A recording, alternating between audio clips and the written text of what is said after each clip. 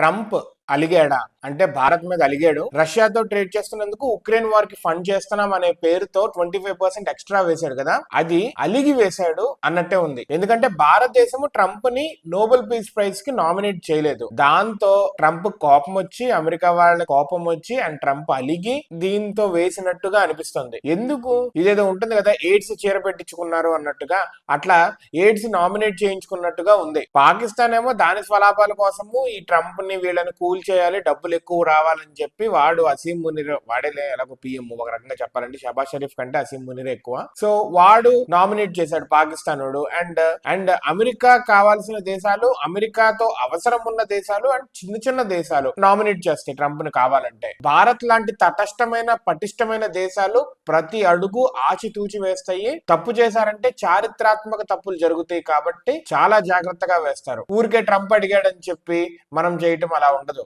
Already clear గా చెప్పారు ఎటువంటి ఇన్వాల్వ్మెంట్ లేదు అని. అండ్ నామినేట్ చేస్తే ఒక రకంగా చెప్పాలంటే తనే న్యూక్లియర్ వార్ ఆపినట్టుగా, తను ఏదైతే బోస్టింగ్ చేసుకున్నాడు, అబద్ధాలు చెప్పుకున్నాడు, అవన్నీ మనం నిజమని చేసినట్టే. అండ్ ఎందుకు ఇవ్వాలి? ఎటువంటి నిజంగానే ఏమి యుద్ధాలు ఆపితే నిజంగా అనుకోవచ్చు. అన్ని యుద్ధాలకు కారణమైందే వాడు, పెరగటానికి ఇంకా కారణమైందే ట్రంప్. మనము చీపోరా అన్నందుకు అలిగి ఈ 25% టారిఫ్ ఎక్స్ట్రా వేసినట్టుగా అయితే ఉంది.